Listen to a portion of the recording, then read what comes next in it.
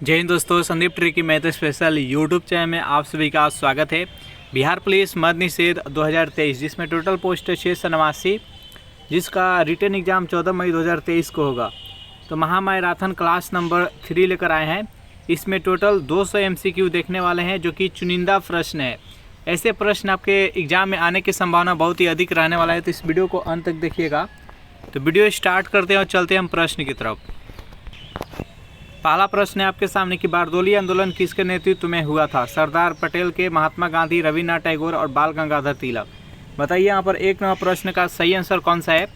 बारदोली आंदोलन किसके नेतृत्व में हुआ था? जो भी कैंडिडेट यहाँ पर ऑप्शन नंबर ए के साथ जा रहे हैं, यह एक किसान आंदोलन, ये कहाँ पर हुआ था? तो ये गुजरात में हुआ था। इसका नेतृत्व सरदार वल्लभ भाई पटेल किए थे और इसी आंदोलन में इनको सरदार की उपाधि प्राप्त हुआ था। कब हुआ था? तो 1928 ईस्वी में, याद रखिएगा।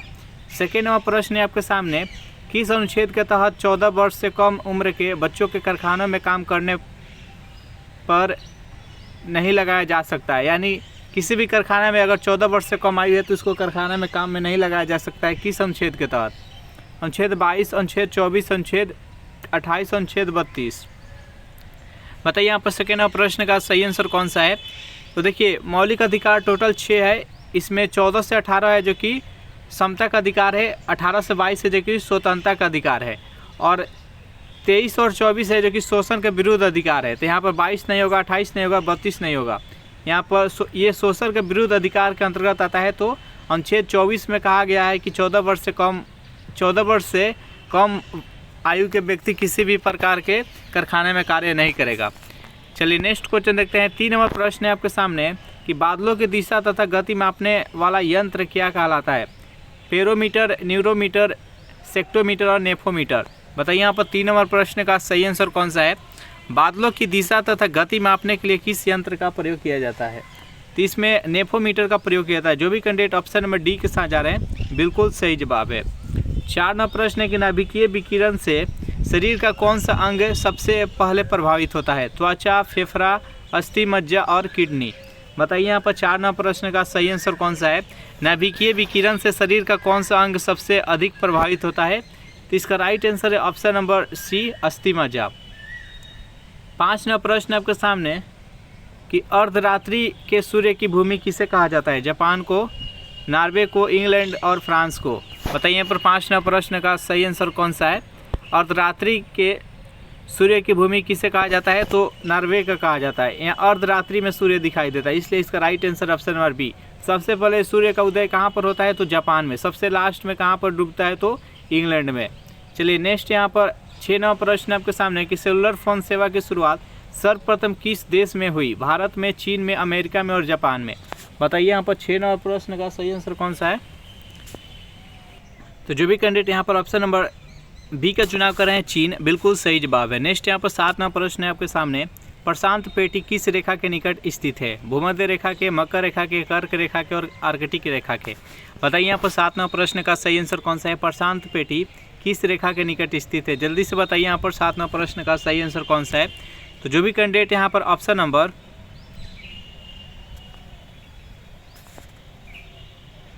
ए के साथ जा रहे हैं, भूमध्य रेखा, बिल्कुल सही जवाब है। नेक्स्ट यहाँ पर 8 नंबर प्रश्न है आपके सामने कि जलियांवाला बाग हत्याकांड के समय भारत का वायसराय कौन था? Lord James Ford, Lord Lytton, Lord Curzon और लॉर्ड डलहौजी। बताइए यहाँ पर 8 नंबर प्रश्न का सही आंसर कौन सा है? जलियांवाला बाग हत्याकांड के समय भारत का वायसराय कौन था? तो जो भी कैंडिडेट यहाँ पर ऑप्शन नंबर ए के साथ जा रहे हैं, लॉर्ड जेम्स फोर्ड, बिल्कुल सही जवाब है। जलियांवाला बाग हत्याकांड कब हुआ था? तो बैसाखी के दिन 13 अप्रैल 1919 ईस्वी को अमृतसर में हुआ था। तो इसका right answer option number A. चलिए नेक्स्ट क्वेश्चन देखते हैं। 9 नंबर प्रश्न है आपके सामने कि अफ्रीका में लिम्पोपो नदी मकर रेखा को कितनी बार काटती है? 1 बार, 2 बार, 3 बार और 4 बार। बताइए यहाँ पर 9 नंबर प्रश्न का सही आंसर कौन सा है? अफ्रीका में लिम्पोपो नदी मकर रेखा को कितनी बार काटती है? तो जो भी कैंडिडेट यहाँ पर ऑप्शन नंबर बी के साथ जा रहे हैं, 2 बार, बिल्कुल सही जवाब है। यहाँ पर कुछ इंपॉर्टेंट क्वेश्चन जान लेते हैं। देखिए, लिम्पोपो नदी है, ये मकर रेखा को काटती है। कर्क रेखा को 2 बार कौन सी नदी काटती है? तो माही नदी काटती है। कहाँ पर? तो ये गुजरात में काटती है। उसके बाद देखिए, विषुवत रेखा को कौन नदी 2 बार काटती है? तो कांगो नदी। याद रखिए, कांगो नदी है जो कि विषुवत रेखा को 2 बार काटती है। ये हो गया ग्लोब, और यहाँ पर है जो बीच में जो रहता है उसको विषुवत रेखा कहते हैं। इसको 23.5 डिग्री पर ऊपर उत्तर में कर्क रेखा रहता है और 23.5 डिग्री नीचे दक्षिण में मकर रेखा रहता है। कौन सा कर्क रेखा और मकर रेखा और विषुवत रेखा, ये तीनों रेखा है जो किस महाद्वीप से गुजरता है, तो ये अफ्रीका महाद्वीप से गुजरता है। नेक्स्ट यहाँ पर 10 नंबर प्रश्न है आपके सामने कि राष्ट्रपति के रिक्त पद को कितने दिनों के भीतर भरना अनिवार्य होता है, 3 महीना, 6 महीना, 9 महीना, 12 महीना। बताइए यहाँ पर 10 नंबर प्रश्न का सही आंसर कौन सा है। राष्ट्रपति के रिक्त पद को कितने महीने के अंदर भरना होता है, तो 6 महीने के अंदर। इसका राइट आंसर है ऑप्शन नंबर बी। सेशन आपको अच्छा लग रहा है तो वीडियो को लाइक अपने दोस्तों के पास शेयर कर दे, और अभी तक इस चैनल को सब्सक्राइब नहीं किए होंगे तो फटाफट इस चैनल को सब्सक्राइब कर दे। श्रीहरिकोटा द्वीप किस झील के निकट स्थित है, सांभर झील, चिल्का झील, नल सरोवर और पुलिकट झील। बताइए यहाँ पर 11वां प्रश्न का सही आंसर कौन सा है। श्रीहरिकोटा द्वीप किस झील के निकट स्थित है, तो ये पुलिकट झील। पुलिकट झील किस राज्य में है, तो ये आंध्र प्रदेश में। चिल्का झील उड़ीसा में है। सांभर झील है जो कि ये राजस्थान में है। चलिए नेक्स्ट यहाँ पर 12वां प्रश्न है, गांधी जी एवं अम्बेडकर किस पैक्ट पर हस्ताक्षर किए थे, Pune pact, Lucknow pact, Banaras pact, Madras pact. बताइए यहाँ पर 12वां प्रश्न का सही आंसर कौन सा है। गांधी जी एवं अम्बेडकर किस पैक्ट पर हस्ताक्षर किए थे, तो पुणे पैक्ट पर, जो कि 1932 ईस्वी में हुआ था। इसका राइट आंसर है ऑप्शन नंबर ए। नेक्स्ट यहाँ पर 13वां प्रश्न है कि गदर आंदोलन की स्थापना किसने की थी, बाल गंगाधर तिलक, बिपिन चंद्रपाल, लाला लाजपत राय, और डी है यहाँ पर लाला हरदयाल। बताइए यहाँ पर 13वां प्रश्न का सही आंसर कौन सा है। गदर आंदोलन की स्थापना किसने किया था, तो इसका राइट आंसर है ऑप्शन नंबर डी, लाला हरदयाल। कब, 1913 ईस्वी में, याद रखिएगा। चलिए नेक्स्ट यहाँ पर 14वां प्रश्न है आपके सामने कि अनहैप्पी इंडिया किसके द्वारा लिखी गई है, अरुंधति राय के द्वारा, दीपक चोपड़ा के द्वारा, डॉक्टर राजेंद्र प्रसाद और लाला लाजपत राय। बताइए यहाँ पर 14वां प्रश्न का सही आंसर कौन सा है।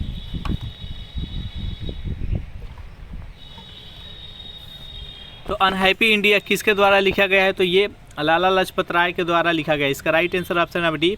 इसको शेरे पंजाब या पंजाब केसरी के नाम से भी जाना जाता है। नेक्स्ट यहाँ पर 15वां प्रश्न है आपके सामने कि राज्यपाल अपने कार्यों के लिए किसके प्रति उत्तरदायी होता है, राष्ट्रपति के, प्रधानमंत्री के, मुख्यमंत्री के और गृह मंत्री के। बताइए यहाँ पर 15वां प्रश्न का सही आंसर कौन सा है। राज्यपाल अपने कार्यों के लिए किसके प्रति उत्तरदायी होता है, तो राष्ट्रपति के प्रति। इसका right answer option number A. किस अनुच्छेद के तहत राज्यपाल अपना अध्यादेश जारी करता है, तो अनुच्छेद 213 के तहत। और राष्ट्रपति किस अनुच्छेद के तहत अपना अध्यादेश जारी करता है, तो 123, याद रखिएगा। चलिए नेक्स्ट यहाँ पर 16वां प्रश्न है आपके सामने, हिंदू नेपोलियन के नाम से कौन किसे जाना जाता है, स्वामी विवेकानंद को, दयानंद सरस्वती को, रामकृष्ण परमहंस को और राजा राम मोहन राय को। बताइए यहाँ पर 16वां प्रश्न का सही आंसर कौन सा है। हिंदू नेपोलियन के नाम से किसे जाना जाता है, तो स्वामी विवेकानंद। यहाँ पर पूछा जाए कि अगर हिंदू नेपोलियन तो स्वामी विवेकानंद हो जाएगा, जो कि रामकृष्ण मिशन का स्थापना किए थे 1897 ईस्वी में। अगर पूछे कि भारत का नेपोलियन के नाम से किसे जाना जाता है, तो समुद्रगुप्त को, याद रखिएगा। दयानंद सरस्वती ये आर्य समाज का संस्थापक थे, 1875 ईस्वी में आर्य समाज का स्थापना किए थे। राजा राम मोहन राय ब्रह्म समाज का स्थापना किए थे 1828 ईस्वी में, और आत्मीय सभा का भी स्थापना किए थे। नेक्स्ट यहाँ पर 17वां प्रश्न है आपके सामने कि भारतीय राष्ट्रीय कांग्रेस का नाम किसने दिया था, एओ ह्यूम ने, जवाहरलाल नेहरू ने, दादा भाई नौरोजी ने और महात्मा गांधी ने। बताइए यहाँ पर 17वां प्रश्न का सही आंसर कौन सा है। भारतीय राष्ट्रीय कांग्रेस का नाम किसने दिया था, जल्दी से बताइए यहाँ पर। तो एओ ह्यूम तो 1885 में इसका स्थापना किए थे, लेकिन इसका जो नाम दिए थे वो दादा भाई नौरोजी ने दिए थे। तो इसका राइट आंसर है ऑप्शन नंबर सी। नेक्स्ट यहाँ पर 18वां प्रश्न है कि भारतीय क्रांति की माता कौन मानी जाती है, सरोजिनी नायडू, मैडम भिकाजी कामा, एनी बेसेंट और इंदिरा गांधी। बताइए यहाँ पर 18वां प्रश्न का सही आंसर कौन सा है। भारतीय क्रांति के माता किसे माना जाता है, तो मैडम भिकाजी कामा को माना जाता है। इसका right answer option number B. प्रथम महिला प्रधानमंत्री कौन थी, तो इंदिरा गांधी। इंदिरा गांधी को भारत रत्न कब मिला था, तो 1971 ईस्वी में मिला था। सरोजिनी नायडू प्रथम भारतीय कांग्रेस के अध्यक्ष महिला कौन थी, तो सरोजिनी नायडू थी, याद रखिएगा। 1925 ईस्वी में ये कांग्रेस का अध्यक्ष बनी थी।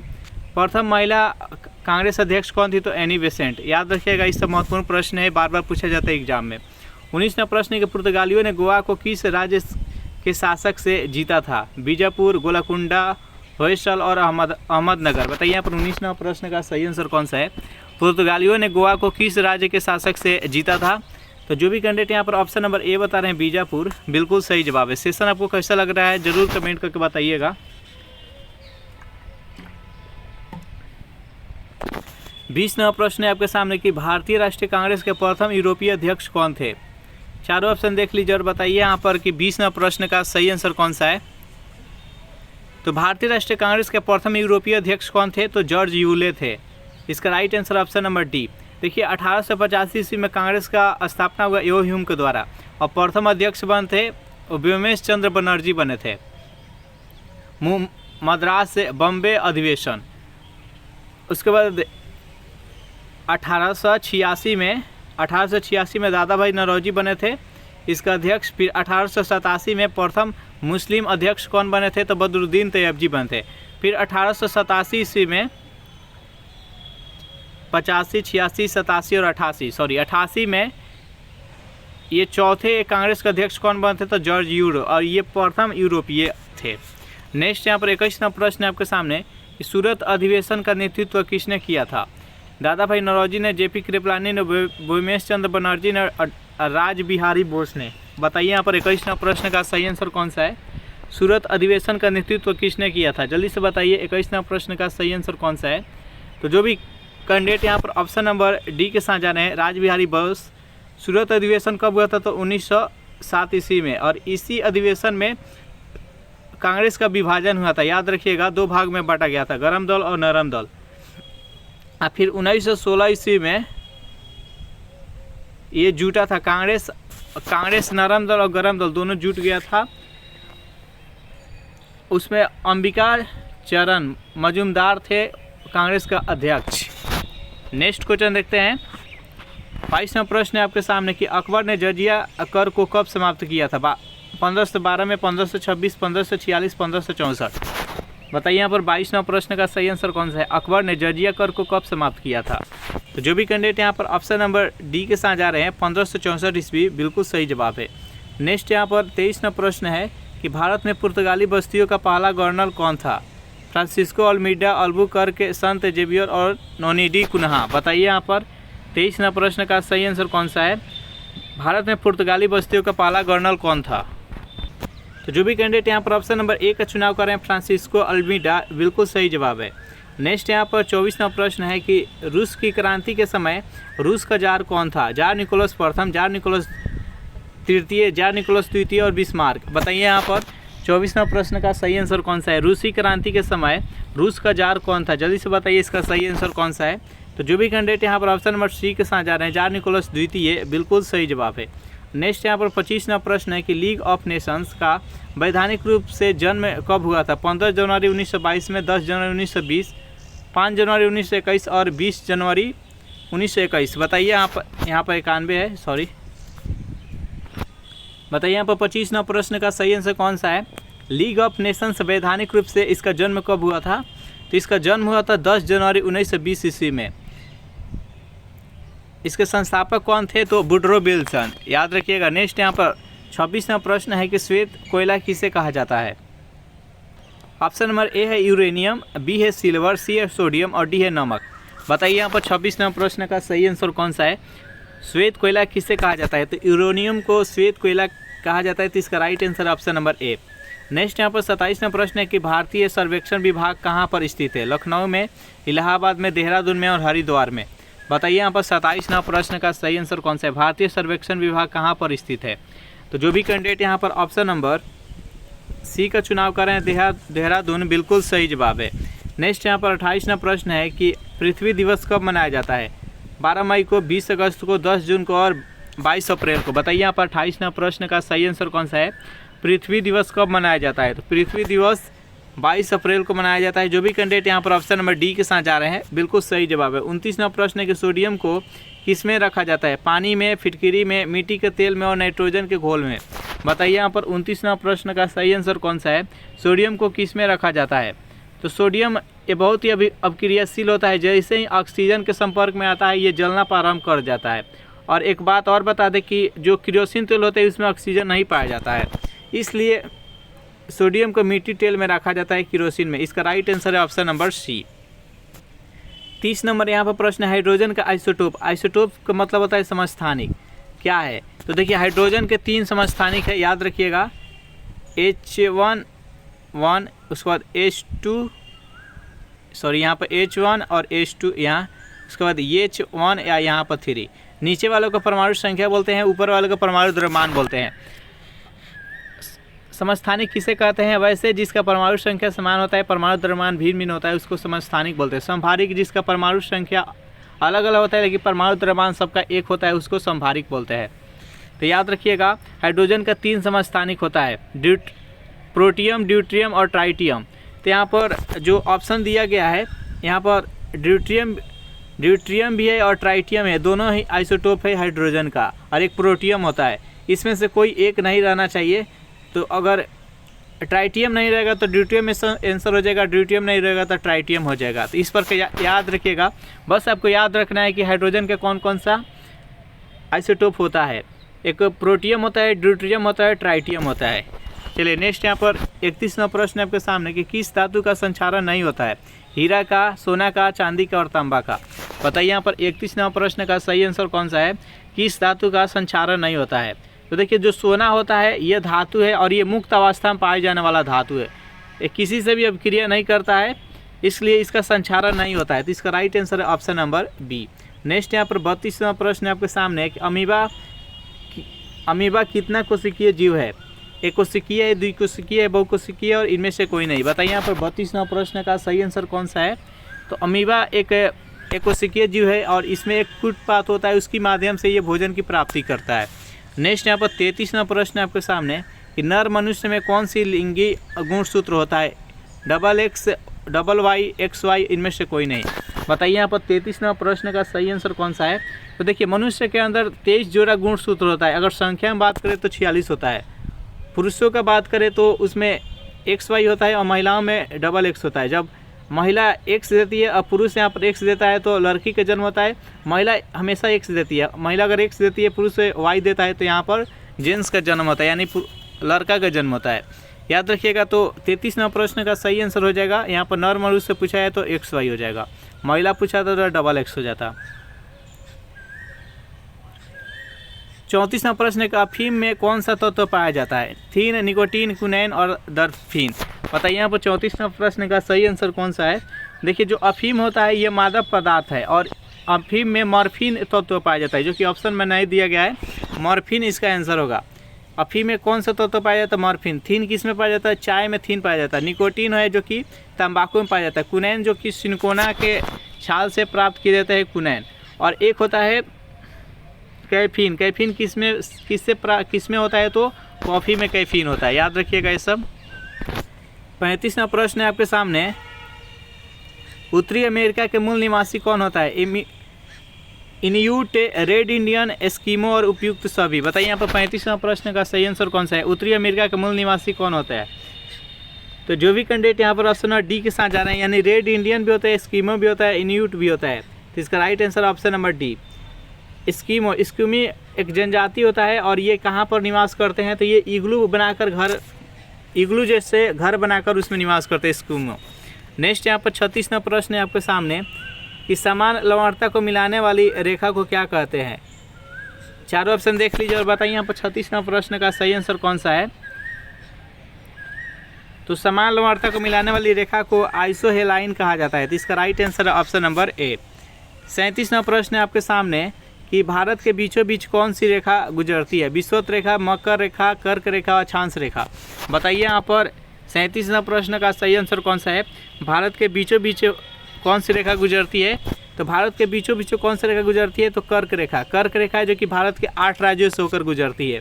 कौन कौन से राज्य है? तो सबसे पहले पश्चिम से हम पूर्व दिशा में देखते हैं कर्क कौन कौन से राज्य है। तो गुजरात, गुजरात के बाद राजस्थान, राजस्थान के बाद से मध्य प्रदेश, छत्तीसगढ़, झारखंड, पश्चिम बंगाल, उसके बाद यहाँ पर बीच में बांग्लादेश आता है, उसका त्रिपुरा और मिजोरम। इस प्रकार से 8 राज्य है। याद रखिएगा, यहाँ से हमेशा प्रश्न पूछा जाता है कि इनमें से कौन सा राज्य है जहाँ से कर्क रेखा नहीं गुजरता है। तो आप 8 अगर याद रखते हैं तो आसानी से क्वेश्चन सॉल्व कर लीजिएगा। नेक्स्ट यहाँ पर 38वां प्रश्न है, संविधान सभा के किस भाग में राजभाषा वर्णन है? 13वें, 17वें, 23वें और 20वें। बताइए यहाँ पर 38वां प्रश्न का सही आंसर कौन सा है? संविधान सभा के किस भाग में राजभाषा वर्णन किया गया? तो टोटल भाग की संख्या कितना है? संविधान में कितनी भाग है? तो टोटल 22 भाग है। 22 भाग में 17वें भाग है, उसमें राजभाषा के बारे में वर्णन किया गया है। आपात उपबंध किस में है, आपातकाल, तो वो 18वें, याद रखिएगा 18वें भाग में आपात के बारे में बात किया गया है। टोटल कितना आपात लगता है, तो एक होता है राष्ट्रीय आपात, दूसरा का राष्ट्रपति शासन और तृतीय वित्तीय आपात। राष्ट्रीय आपात कितने, तो अनुच्छेद 352 में राष्ट्रीय आपात है। राष्ट्रपति शासन तो 356 में। उसके बाद वित्तीय आपात कितना है, तो वित्तीय आपात 360 में, याद रखिएगा। उसके बाद भाग जो 20 है, भाग 20 में क्या है, तो संविधान संशोधन की प्रक्रिया है। संविधान संशोधन किस अनुच्छेद में है, तो धारा अनुच्छेद 368 में है, जो कि संविधान संशोधन है। और संविधान संशोधन की प्रक्रिया किस देश के संविधान से लिया गया है, तो साउथ अफ्रीका, याद रखिएगा। ये सब इंपॉर्टेंट बात है। नेक्स्ट यहाँ पर 39वां प्रश्न के संविधान के किस भाग में संघ का वर्णन किया गया है, भाग 2 में, भाग 3 में, भाग 4 में और भाग 5 में। बताइए यहाँ पर 39वां प्रश्न का सही आंसर कौन सा है, संविधान के किस भाग में संघ का वर्णन किया गया है। तो टोटल 22 भाग है, यहाँ पर बारी बारी से थोड़ा थोड़ा जान लेते हैं। देखिए भाग 1 है, उसमें संघ तथा उसका क्षेत्र के बारे में वर्णन किया गया है। भाग 1 कहाँ से कहाँ तक है, तो अनुच्छेद 1 से लेकर अनुच्छेद 4 तक है, जो कि भाग 1 है। भाग 2 का बात करें, इसमें नागरिकता के बारे में बात किया गया, अनुच्छेद 5 से लेकर और 11 तक है, जो कि नागरिकता के बारे में वर्णन किया है कि कितने प्रकार से नागरिकता प्राप्त होता है या नागरिकता छीना जाता है, ये सब बात किया गया है यहाँ पर भाग 2 में। भाग 3 की बात करें, इसमें मौलिक अधिकार का वर्णन किया गया है, जो कि अनुच्छेद 12 से लेकर अनुच्छेद 35 तक है कि मौलिक अधिकार के बारे में वर्णन किया है। मौलिक अधिकार की संख्या टोटल कितना है, तो 6 है। उसके बाद नेक्स्ट यहाँ पर 4 नंबर जो है, 4 नंबर भाग 4 में किसके बारे में वर्णन किया है, तो राज्य के नीति निर्देशक तत्व के बारे में वर्णन किया है। अनुच्छेद 36 से लेकर अनुच्छेद 51 तक है, जो कि राज्य के नीति निर्देशक तत्व है। एक भाग 4 के ए है, भाग 4 के ए है, जो कि अनुच्छेद 51 के ए है। 51 के ए में मूल कर्तव्यों के बारे में वर्णन किया गया है। नेक्स्ट यहाँ पर भाग 5 है, भाग 5 में संघ के बारे में वर्णन किया गया, जो कि अनुच्छेद 52 से लेके और 151 तक है, जो कि संघ के बारे में वर्णन किया गया। तो यहाँ पर पूछा गया है कि संविधान के किस भाग में संघ का वर्णन किया गया है, तो भाग 5, याद रखिएगा। इसका right answer option number D. 40वां प्रश्न है आपके सामने कि अस्थायी चुंबक किस लोहे से बना होता है, ढलवा लोहा से, पिटवा लोहा से, मृदु लोहा से और साधारण लोहा से। बताइए यहाँ पर 40वां प्रश्न का सही आंसर कौन सा है, अस्थायी चुंबक किस लोहे का बना होता है, जल्दी से बताइए। तो इसका राइट आंसर है ऑप्शन नंबर सी, मृदु लोहा। इसमें हम 40 प्रश्न देखें, इसी तरह अंत तक जुड़े रहिएगा। नेक्स्ट प्रैक्टिस सेट देखते हैं। पहला प्रश्न है आपके सामने कि एक्सिस बैंक का पुराना नाम क्या था, UTI bank, bank of Hindustan, commercial bank और एक्जिम बैंक। बताइए यहाँ पर 1 नंबर प्रश्न का सही आंसर कौन सा है, एक्सिस बैंक का पुराना नाम क्या था। तो जो भी कैंडिडेट यहाँ पर ऑप्शन नंबर ए के साथ जा रहे हैं, यूटीआई बैंक, बिल्कुल सही जवाब है। सेकेंड नंबर प्रश्न है आपके सामने कि 1 किलोग्राम कितने न्यूटन के बराबर होता है, 8.6 न्यूटन, 9.2 न्यूटन, 9.6 न्यूटन और 9.8 न्यूटन। बताइए यहाँ पर 1 किलोग्राम कितने न्यूटन के बराबर होता है, जल्दी से कमेंट कीजिए। तो जो भी कैंडिडेट यहाँ पर ऑप्शन नंबर डी के साथ जा रहे हैं, 9.8 न्यूटन, बिल्कुल सही जवाब है। 3 नंबर प्रश्न है आपके सामने कि 1959 तक पाकिस्तान की राजधानी कहाँ थी, पेशावर थी, कराची थी, लाहौर थी और मुल्तान थी। बताइए यहाँ पर 3 नंबर प्रश्न का सही आंसर कौन सा है। वर्तमान समय में पाकिस्तान की राजधानी कहाँ है, तो इस्लामाबाद। लेकिन यहाँ पर बताना है कि 1959 तक पाकिस्तान की राजधानी कहाँ था। तो जो भी कैंडिडेट यहाँ पर ऑप्शन नंबर बी के साथ जा रहे हैं, कराची, बिल्कुल सही जवाब है। 4 नंबर प्रश्न है आपके सामने, इंडिया विंस फ्रीडम के लेखक कौन है, मौलाना अब्दुल कलाम आज़ाद, डॉक्टर राजेंद्र प्रसाद, महात्मा गांधी और सुभाष चंद्र बोस। बताइए यहाँ पर 4 नंबर प्रश्न का सही आंसर कौन सा है, इंडिया विंस फ्रीडम के लेखक कौन है। तो ऑप्शन नंबर ए इसका राइट आंसर हो जाएगा, मौलाना अब्दुल कलाम आज़ाद। सबसे ज़्यादा कांग्रेस के अध्यक्ष कौन बने थे, तो ये 6 बार बने थे कांग्रेस का अध्यक्ष। चलिए नेक्स्ट क्वेश्चन देखते हैं। 5वां प्रश्न आपके सामने कि दीर्घ ज्वार भट्टा किस दिन उठता है, अमावस्या के दिन है, पूर्णिमा के दिन है, सूर्य ग्रहण के दिन है और चंद्र ग्रहण के दिन है। बताइए यहाँ पर 5वां प्रश्न का सही आंसर कौन सा है, दीर्घ ज्वार भट्टा किस दिन उठता है।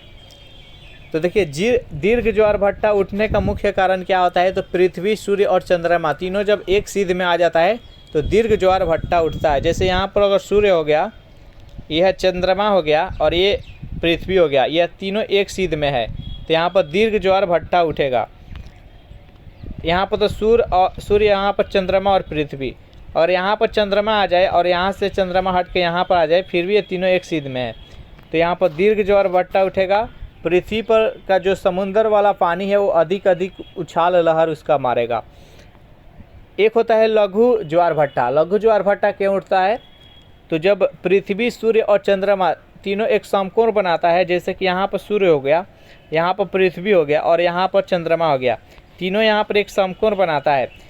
चंद्रमा पृथ्वी का पानी अपने तरफ खींचता है और सूर्य है जो कि पृथ्वी के पानी अपने तरफ खींचता है, जिसके कारण यहाँ पानी का खिंचाव होता है, जिसके कारण लहर ऊपर उठने लगता है।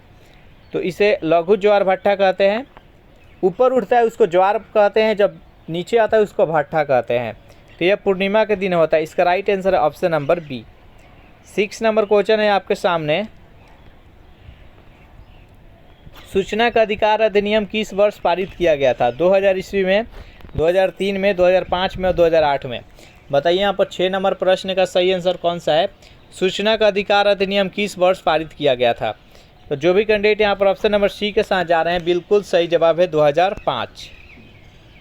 7 नंबर प्रश्न है आपके सामने कि माई एक्सपेरिमेंट विथ ट्रूथ के लेखक कौन है? APJ अब्दुल कलाम, जवाहरलाल नेहरू, विनोबा भावे, महात्मा गांधी। बताइए यहाँ पर 7 नंबर प्रश्न का सही आंसर कौन सा है? माई एक्सपेरिमेंट विथ ट्रूथ, यह महात्मा गांधी के लिखा हुआ पुस्तक है। तो इसका राइट आंसर है ऑप्शन नंबर डी। नेक्स्ट यहाँ पर 8 नंबर प्रश्न है आपके सामने कि मंगल पांडे ने 1857 के विद्रोह की पहली गोली कहाँ चलाई थी? मेरठ में, बैरकपुर में, इलाहाबाद में और लखनऊ में। बताइए यहाँ पर 8 नंबर प्रश्न का सही आंसर कौन सा है? तो मंगल पांडे ने 1857 के विद्रोह में सबसे पहले गोली कहाँ चलाई थी? तो बैरकपुर में, जो कि कोलकाता से 16 मीटर दूर है, 16 मील दूर है। इसका राइट आंसर है ऑप्शन नंबर बी। 9 नंबर प्रश्न है आपके सामने कि फ़ारेनहाइट और सेल्सियस का मान कितने डिग्री ताप पर बराबर होता है? 4 degree Celsius, -4 degree Celsius, 40 degree Celsius और -40 डिग्री सेल्सियस। तो इस प्रश्न का राइट आंसर है option number D, -40 degree Celsius. चलिए इसको हम बना कर देखते हैं कि क्या होता है रियल में।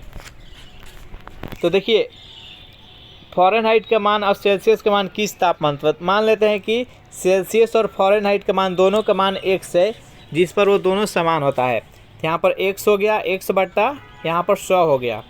ये सेल्सियस का हो गया मान, और ये बराबर है, कितने का बराबर है? तो एफ के जगह पर 100 हो गया, कैसे 1 से यहाँ पर मान लिए दोनों, x माइनस यहाँ पर 32 हो गया, और बट्टा में कितना हो गया? 180, क्योंकि ये दोनों के बीच में कितना का डिफरेंस होता है? 32 और 212, 80 और 0 डिग्री और 100 डिग्री के बीच के डिफरेंस होता है 100, इसलिए बट्टा में 100 हुआ है। अब इसको हम सॉल्व करते हैं और x का मान ज्ञात करते हैं। 0 से 0 खत्म हो गया, ये हो गया 9 और ये हो गया 5। अब इसको हम सॉल्व करते हैं, इधर क्रॉस गुना होगा तो ये 9x हो जाएगा, अब बराबर में कितना हो जाएगा? 5x और माइनस में 32, 5 दूना 10 के 0 और 5 यहीं 15 और 15 x 16, 160 हो गया। अब देखिए इधर 9x है, इसको बराबर के बाद यहाँ पर 5x माइनस से 60 है, 160। 5x इधर आएगा तो माइनस में हो जाएगा 5x, तो 9x में से 5x कटेगा तो 4x हो जाएगा, 4x हो गया, और ये हो गया -160। अब इसको सॉल्व करेंगे तो 4 से काटेंगे तो कितना हो जाएगा? -40। तो यहीं 40 डिग्री सेल्सियस पर दोनों का मान समान होता है। इस प्रश्न का right answer option number D. चलिए नेक्स्ट यहाँ पर 10 नंबर प्रश्न है आपके सामने। ऑस्ट्रिया के मुद्रा क्या होता है? पाउंड, क्यात, यूरो और डॉलर। बताइए यहाँ पर 10 नंबर प्रश्न का सही आंसर कौन सा है? ऑस्ट्रिया के मुद्रा का नाम क्या होता है? ऑस्ट्रिया के मुद्रा का नाम यूरो है। जो भी कैंडिडेट ऑप्शन नंबर सी के साथ जा रहे हैं, बिल्कुल सही जवाब है। 11वां प्रश्न है आपके सामने कि सहारा रेगिस्तान किस महादेश में है? एशिया में है, यूरोप में है, अमेरिका में और उत्तरी अफ्रीका में है। बताइए यहाँ पर 11वां प्रश्न का सही आंसर कौन सा है? सहारा रेगिस्तान किस महादेश में है? तो सहारा रेगिस्तान किस महादेश में है? तो ये उत्तरी अफ्रीका में है। जो भी कैंडिडेट यहाँ पर ऑप्शन नंबर डी के साथ जा रहे हैं, बिल्कुल सही जवाब है। ये सहारा रेगिस्तान कितने देशों में फैला हुआ है? तो ये 10 देश में फैला हुआ है। नेक्स्ट यहाँ पर 12वां प्रश्न है आपके सामने कि शांति स्वरूप भटनागर पुरस्कार किस क्षेत्र में दिया जाता है? विज्ञान के क्षेत्र में, साहित्य के क्षेत्र में, चिकित्सा के क्षेत्र में और शांति के क्षेत्र में। तो शांति स्वरूप भटनागर पुरस्कार जो विज्ञान और प्रौद्योगिकी के क्षेत्र में अच्छा कार्य किए रहते हैं उसको विज्ञान के क्षेत्र में शांति स्वरूप भटनागर पुरस्कार दिया जाता है। इसका राइट आंसर है ऑप्शन नंबर ए। 13वां प्रश्न है आपके सामने कि पुराणों की संख्या कितनी है? 18, 22, 26, 28। बताइए यहाँ पर 13वां प्रश्न का सही आंसर कौन सा है? पुराणों की टोटल कितनी संख्या है? तो पुराणों की टोटल कितनी संख्या है? तो 18। जो भी कैंडिडेट ऑप्शन नंबर ए के साथ जा रहे हैं बिल्कुल सही जवाब है। सेशन आपको अच्छा लग रहा है तो वीडियो को लाइक अपने दोस्तों के पास जल्दी से कर दीजिए शेयर। सिंचाई कर लगाने वाला पहला सल्तनतकालीन शासक कौन था? बताइए यहाँ पर सिंचाई पर कर लगाने वाला दिल्ली सल्तनत का पहला सुल्तान आपको बताना है।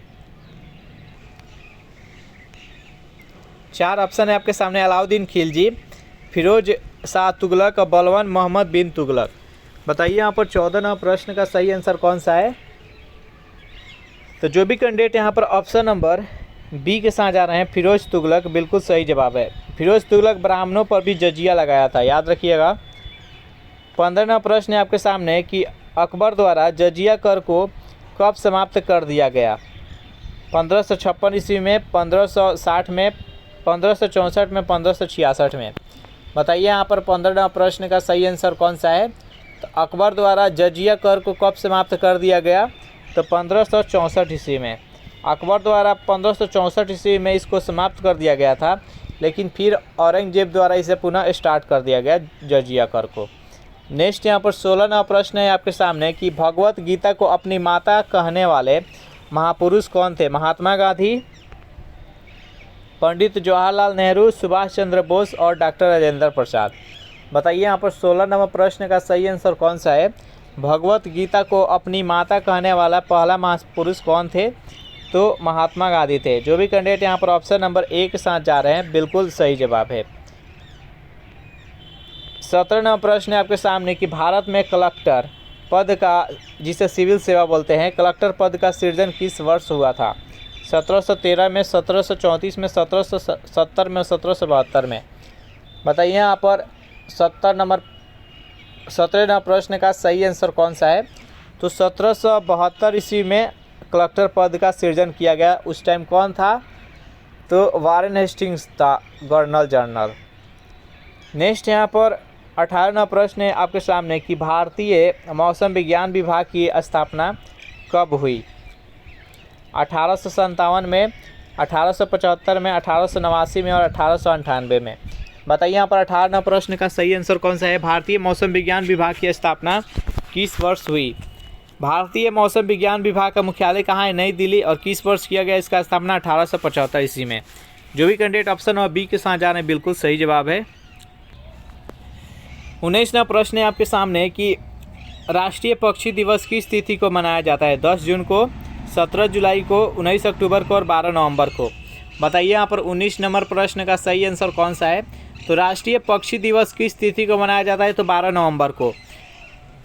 सलीम अली के जन्म दिवस के उपलक्ष्य में 12 नवंबर को राष्ट्रीय पक्षी दिवस मनाया जाता है। उनका पक्षी और पर्यावरण के साथ अच्छा संबंध था, जिसके कारण 12 नवंबर को पक्षी दिवस मनाया जाता है।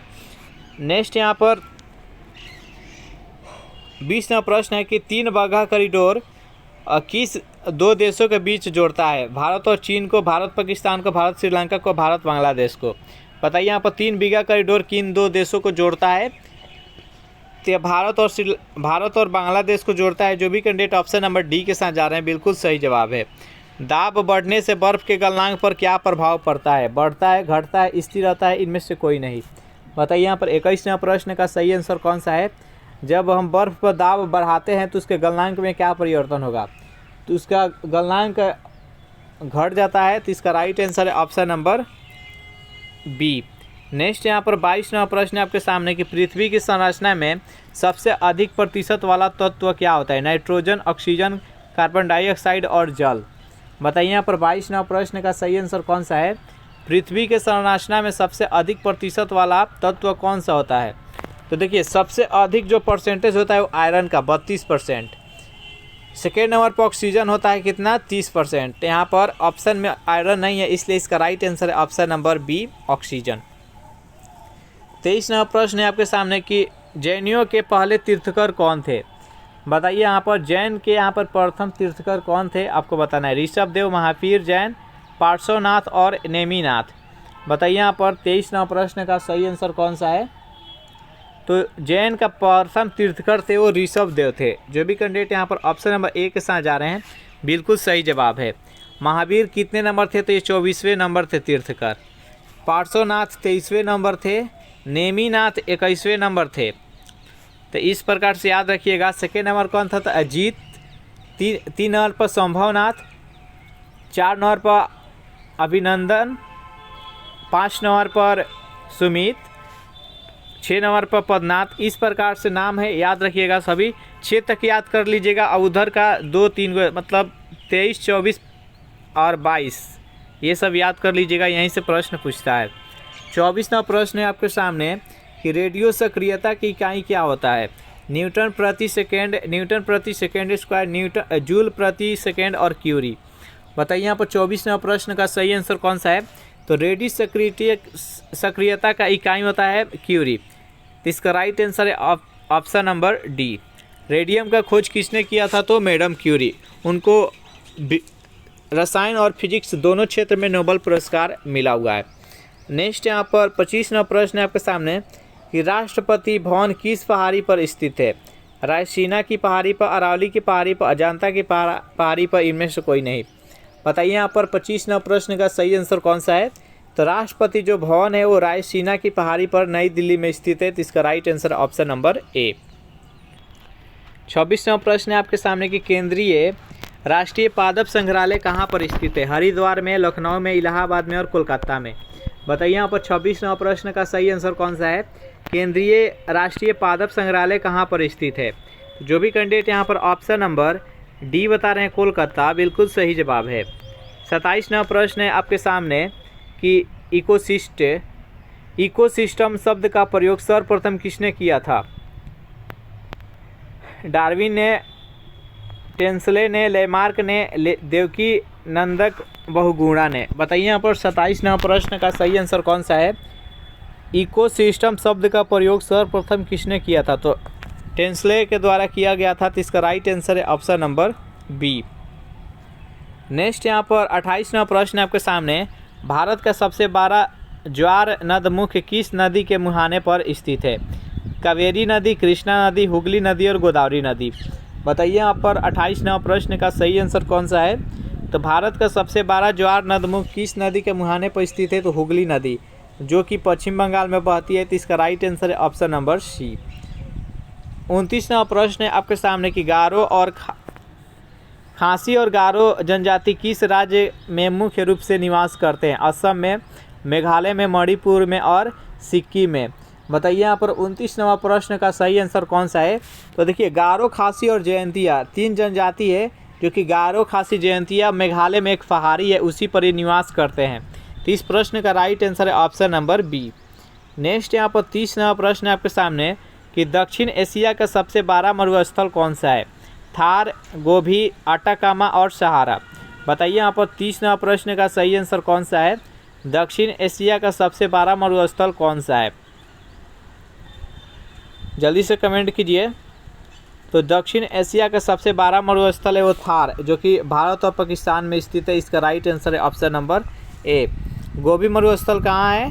गोभी मरुस्थल चीन और मंगोलिया में है। चलिए नेक्स्ट क्वेश्चन देखते हैं। 31 नंबर प्रश्न है आपके सामने कि राज्य में केंद्र का प्रतिनिधि कौन करता है। राष्ट्रपति, प्रधानमंत्री, मुख्यमंत्री और राज्यपाल। बताइए राज्य में केंद्र का प्रतिनिधि कौन करता है। तो जो भी कैंडिडेट यहाँ पर ऑप्शन नंबर डी के साथ जा रहे हैं राज्यपाल, बिल्कुल सही जवाब है।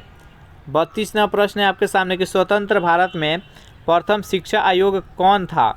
डॉक्टर राधाकृष्णन आयोग, कोठारी आयोग, बोर्ड डिस्पैच आयोग और विश्वविद्यालय अनुदान आयोग। बताइए यहाँ पर 32 नंबर प्रश्न का सही आंसर कौन सा है। तो 32 नंबर प्रश्न का जो भी कैंडिडेट ऑप्शन नंबर ए के साथ जा रहे हैं डॉक्टर राधाकृष्णन आयोग, बिल्कुल सही जवाब है। नेक्स्ट यहाँ पर 33वां प्रश्न है आपके सामने कि शिवाजी की माँ का नाम क्या था? तुक्काबाई, ताराबाई, जीजाबाई और अहिल्याबाई। बताइए यहाँ पर 33वां प्रश्न का सही आंसर कौन सा है? तो शिवाजी के माता का नाम क्या था? तो जीजाबाई था। जो भी कैंडिडेट यहाँ पर ऑप्शन नंबर सी के साथ जा रहे हैं बिल्कुल सही जवाब है। 34वां प्रश्न है आपके सामने कि भारत का पहला पनडुब्बी संग्रहालय कहाँ पर स्थित है? कोचीन में, मझगांव में, विशाखापट्टनम में, हल्दिया में। बताइए यहाँ पर 34वां प्रश्न का सही आंसर कौन सा है? भारत का पहला पनडुब्बी संग्रहालय कहाँ पर स्थित है? जो भी कैंडिडेट यहाँ पर ऑप्शन नंबर सी के साथ जा रहे हैं विशाखापट्टनम, बिल्कुल सही जवाब है। नेक्स्ट यहाँ पर 35वां प्रश्न है आपके सामने, एक ही ओलंपिक में सर्वाधिक स्वर्ण पदक जीतने वाला पुरुष खिलाड़ी माइकल फेल्प्स किस देश के हैं? जापान के, फ्रांस के, रूस के और यूएसए के। बताइए यहाँ पर 35वां प्रश्न का सही आंसर कौन सा है? तो एक ही ओलंपिक में सर्वाधिक स्वर्ण पदक जीतने वाला पुरुष खिलाड़ी जो माइकल फेल्प्स है, ये तैराकी से संबंध रखते हैं। ये किस देश के है? तो अमेरिका के। इसका right answer option number D. 36वां प्रश्न है आपके सामने कि द प्रिंस पुस्तक के लेखक कौन है? चार्ल्स डार्विन, मैकियावेली, अरस्तू और हेनरी मिलर। बताइए यहाँ पर 36वां प्रश्न का सही आंसर कौन सा है? तो जो भी कैंडिडेट यहाँ पर ऑप्शन नंबर बी के साथ जा रहे हैं मैकियावेली, बिल्कुल सही जवाब है। अगर इस प्रैक्टिस सेट का आपको पीडीएफ चाहिए तो उसके लिए टेलीग्राम ग्रुप बना दिए हैं, जिसका लिंक इसी वीडियो के नीचे डिस्क्रिप्शन में मिल जाएगा। वहाँ से ज्वाइन करके इसका पीडीएफ डाउनलोड कर सकते हैं। 37वां प्रश्न है आपके सामने कि अनामिका पुस्तक के लेखक कौन है? सूर्यकांत त्रिपाठी निराला, अमृता प्रीतम, शिवानंद और खुशवंत सिंह। बताइए यहाँ पर 37वां प्रश्न का सही आंसर कौन सा है? अनामिका पुस्तक के लेखक कौन है? तो जो भी कैंडिडेट यहाँ पर ऑप्शन नंबर ए के साथ जा रहे हैं सूर्यकांत त्रिपाठी निराला, बिल्कुल सही जवाब है। पहला प्रश्न है आपके सामने कि व्यास गुफा कहाँ स्थित है? ऑप्शन नंबर ए है बद्रीनाथ में, बी है केदारनाथ में, सी है हरिद्वार और डी है पुरी। बताइए यहाँ पर 1 नंबर प्रश्न का सही आंसर कौन सा है? व्यास गुफा कहाँ पर स्थित है? तो जो भी कैंडिडेट यहाँ पर ऑप्शन नंबर ए के साथ जा रहे हैं बद्रीनाथ, जो कि उत्तराखंड में स्थित है, इसका राइट आंसर है option number A. Second number प्रश्न है आपके सामने कि ध्रुव तारा किस दिशा को इंगित दिखाता है?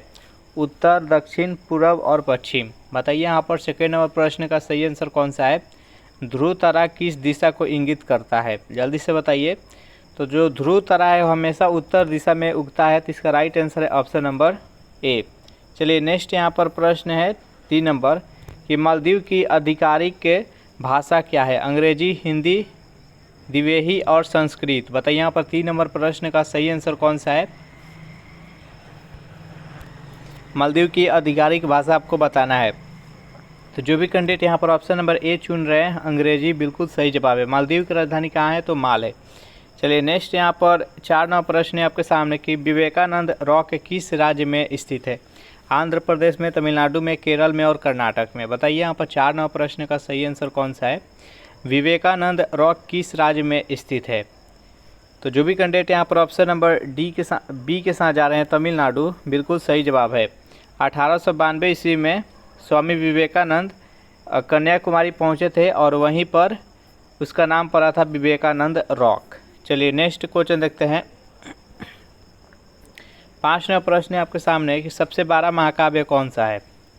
रामायण, पृथ्वीराज, रासो, महाभारत और राजतरंगिणी। बताइए यहाँ पर 5 नंबर प्रश्न का सही आंसर कौन सा है?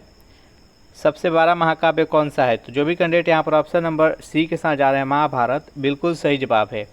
सबका रचनाकार जान लेते हैं। रामायण का रचनाकार कौन है? तो तुलसीदास। पृथ्वीराज रासो का रचनाकार कौन है? तो चंद्र बरदाई। राजतरंगिणी के कलहड़ और महाभारत के वेदव्यास। याद रखिएगा, सभी इम्पोर्टेंट है। 6 नंबर प्रश्न है आपके सामने कि धन निष्कासन के सिद्धांत का प्रतिपादन किसने किया था?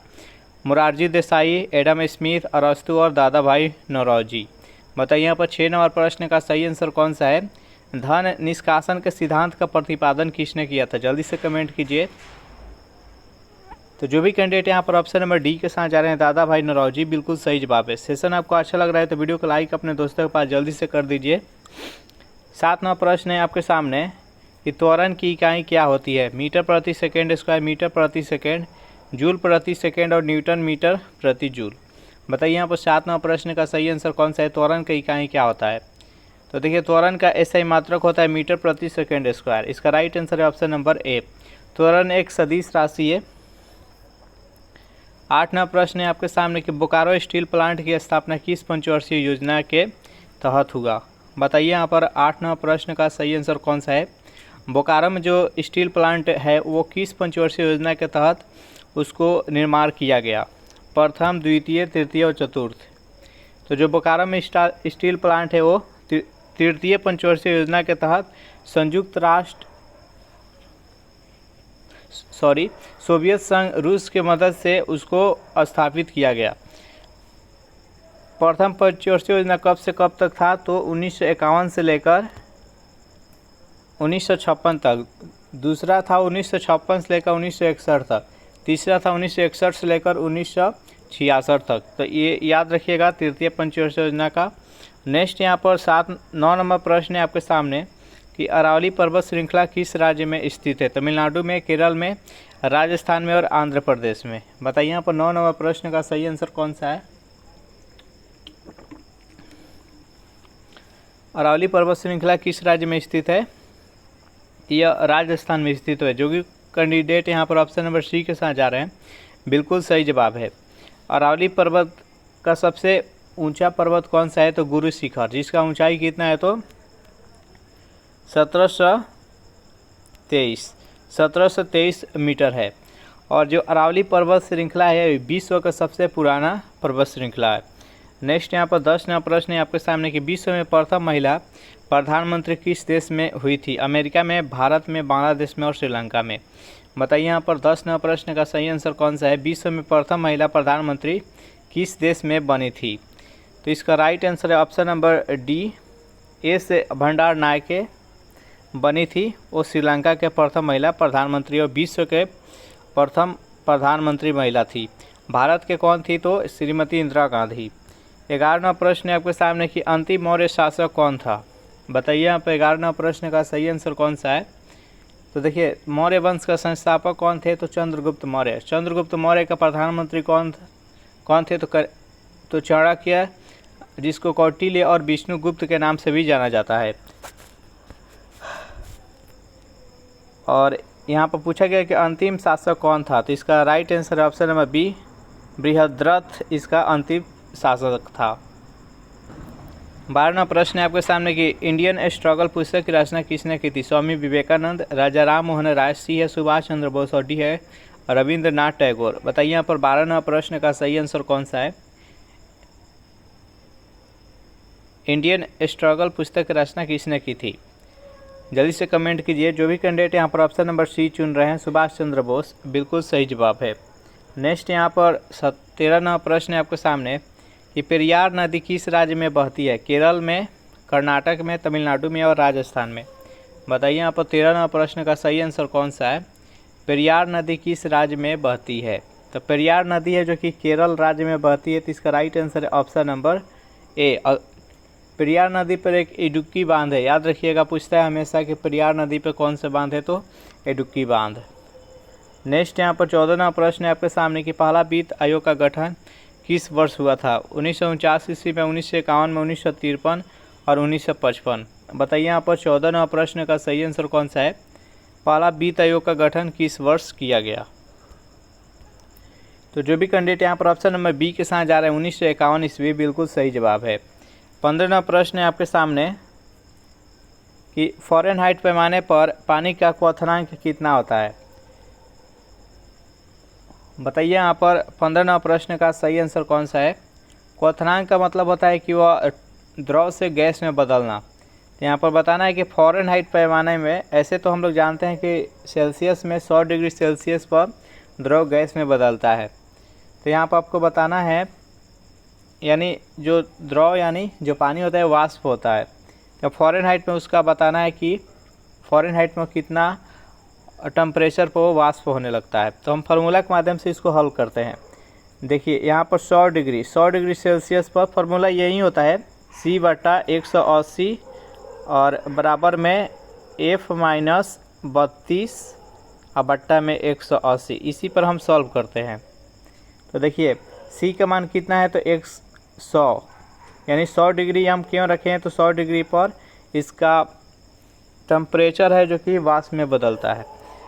और इसके बाद बट्टा में यहाँ पर 100 हो गया और बराबर एफ का मान कितना है, एफ का मान हमें ज्ञात करना है। माइनस में यहाँ पर 32 हो गया और बट्टा में 180। यहाँ से 100 से 100 ख़त्म हो गया, यहाँ पर हो गया 180 और बराबर एफ माइनस 32। माइनस में 32 इधर आएगा तो कितना प्लस में हो जाएगा, तो 180 प्लस 32 बराबर 212। तो इसका राइट आंसर हो जाएगा option number B, 212 degree Fahrenheit पर जो पानी है जो कि क्वथनांक यानी वाष्प में बदलने लगेगा। चलिए नेक्स्ट क्वेश्चन देखते हैं। 16वां प्रश्न है आपके सामने कि देश में सरकारी क्षेत्र का सबसे बड़ा वाणिज्यिक बैंक कौन है? पीएनबी, आरबीआई, बीओआई और एसबीआई। बताइए यहाँ पर 16वां प्रश्न का सही आंसर कौन सा है? देश में सरकारी क्षेत्र का सबसे बड़ा वाणिज्यिक बैंक कौन सा है? तो जो भी कैंडिडेट यहाँ पर ऑप्शन नंबर डी के साथ जा रहे हैं, SBI, state bank of India, बिल्कुल सही जवाब है। अगर इस प्रैक्टिस सेट का आपको पीडीएफ चाहिए तो उसके लिए टेलीग्राम ग्रुप बना दिए हैं, जिसका लिंक इसी वीडियो के नीचे डिस्क्रिप्शन में मिल जाएगा, वहाँ से ज्वाइन करके इसका पीडीएफ डाउनलोड कर सकते हैं।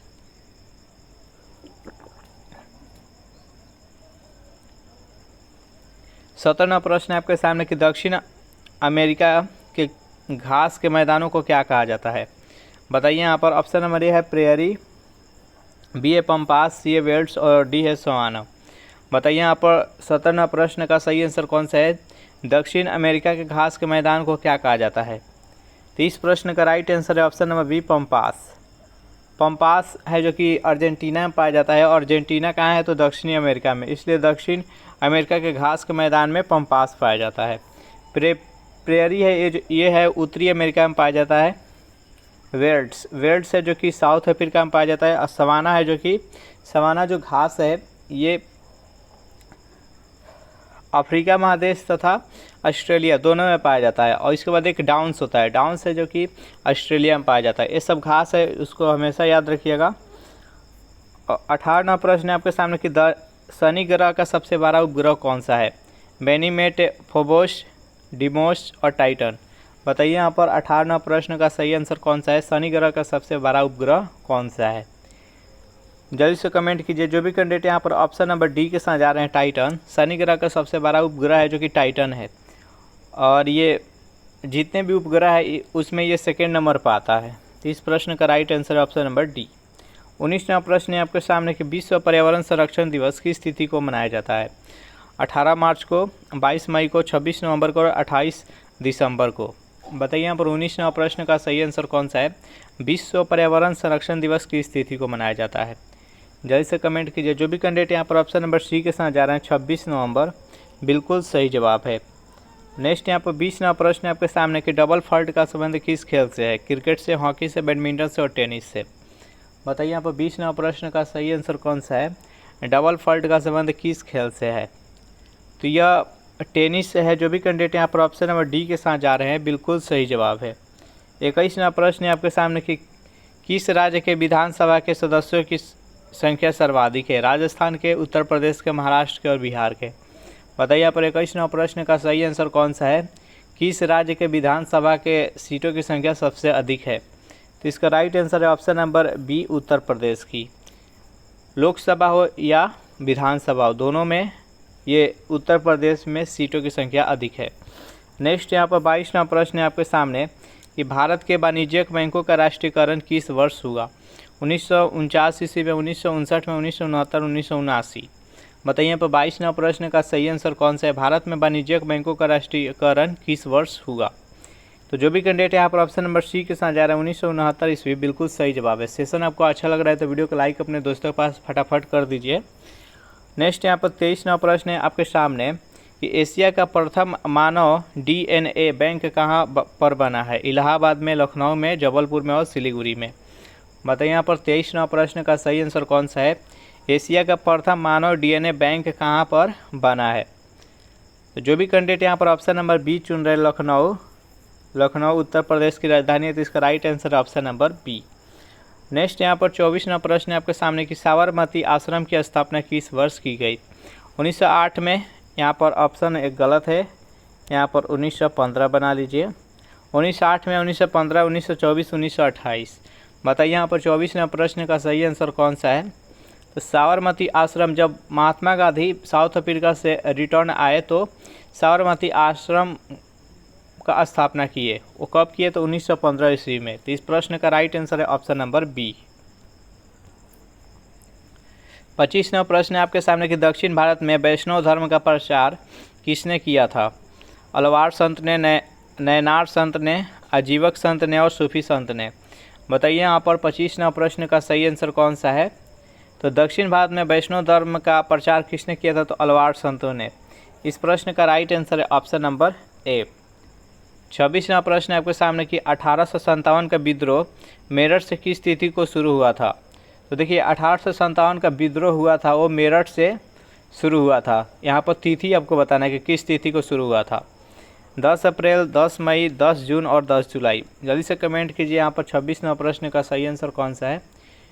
तो जो भी कैंडिडेट यहाँ पर ऑप्शन नंबर बी चुन रहे हैं 10 मई, बिल्कुल सही जवाब है। नेक्स्ट यहाँ पर 27वां प्रश्न है आपके सामने कि देश में सूर्योदय सबसे पहले किस राज्य में होता है। सिक्किम में, मिजोरम में, नागालैंड में और अरुणाचल प्रदेश में। बताइए यहाँ पर 27वां प्रश्न का सही आंसर कौन सा है। देश में सूर्योदय सबसे पहले किस राज्य में होता है। तो जो राज्य सबसे पूर्व दिशा में रहेगा वहीं पर सुबह सबसे पहले होगा। तो सबसे पूर्व में कौन सा राज्य है, तो अरुणाचल प्रदेश है। तो इस प्रश्न का राइट आंसर है ऑप्शन नंबर डी। सबसे लास्ट में सूर्योदय कहाँ पर होता है, तो गुजरात, क्योंकि वो सबसे पश्चिम दिशा में स्थित है। गुजरात, अरुणाचल प्रदेश और गुजरात, सूर्योदय और सूर्यास्त के बीच कितने घंटे का डिफरेंस है, तो 2 घंटे का, याद रखिएगा। नेक्स्ट क्वेश्चन देखते हैं, राजा जी नेशनल पार्क कहाँ पर स्थित है। बताइए यहाँ पर 28वां प्रश्न का सही आंसर कौन सा है। 4 ऑप्शन है आपके सामने कि जम्मू कश्मीर, पंजाब, उत्तराखंड और हरियाणा। राजा जी नेशनल पार्क किस राज्य में स्थित है। तो जो भी कैंडिडेट यहाँ पर ऑप्शन नंबर सी चुन रहे हैं, उत्तराखंड, बिल्कुल सही जवाब है। नेक्स्ट यहाँ पर 29वां प्रश्न है आपके सामने, राज्य विधानसभाओं का कार्यकाल कितने वर्षों का होता है। 4 वर्ष, 5 वर्ष, 6 वर्ष और 7 वर्ष। बताइए 29वां प्रश्न का सही आंसर कौन सा है। राज्य विधानसभाओं का कार्यकाल कितने वर्षों का होता है। तो यह 5 वर्षों का होता है। जो भी कैंडिडेट यहाँ पर ऑप्शन नंबर बी चुन रहे हैं, बिल्कुल सही जवाब है। 30वां प्रश्न है कि पेंसिल का शीशा किसका बना होता है। कार्बन का, चारकोल का, लेड का और ग्रेफाइट का। बताइए यहाँ पर 30वां प्रश्न का सही आंसर कौन सा है। पेंसिल का शीशा किसका बना होता है। तो जो भी कैंडिडेट यहाँ पर ऑप्शन नंबर डी के साथ जा रहे हैं, ग्रेफाइट, बिल्कुल सही जवाब है। 31वां प्रश्न है आपके सामने कि केंद्रीय खनन संस्थान कहाँ पर स्थित है। धनबाद में, बोकारो में, झरिया में और जमशेदपुर में। बताइए यहाँ पर 31वां प्रश्न का सही आंसर कौन सा है। केंद्रीय खनन संस्थान कहाँ पर स्थित है। तो जो भी कैंडिडेट यहाँ पर ऑप्शन नंबर ए चुन रहे हैं, धनबाद, बिल्कुल सही जवाब है। 32वां प्रश्न है आपके सामने कि अजंता गुफाओं का निर्माण किस काल में किया गया। मौर्य काल में, गुप्त काल में, तुगलक काल में और खिलजी काल में। बताइए यहाँ पर 32वां प्रश्न का सही आंसर कौन सा है। अजंता का गुफाएं का निर्माण किस काल में किया गया। तो इसका राइट आंसर है ऑप्शन नंबर सी, तुगलक काल में। तुगलक काल का शासन कब से कब तक था। तो ये 1320 से लेकर 1414 तक तुगलक वंश का कार्यकाल था। चलिए नेक्स्ट यहाँ पर 33वां प्रश्न है आपके सामने कि मनुष्य के शरीर में इंसुलिन का स्राव कहाँ से होता है। इंसुलिन की कमी से कौन सा रोग होता है, तो मधुमेह। बताइए यहाँ पर इंसुलिन का स्राव मानव शरीर के कहाँ से होता है। तो अमाशय, अग्नाशय, पित्ताशय, छोटी आंत। बताइए 33वां प्रश्न का सही आंसर कौन सा है।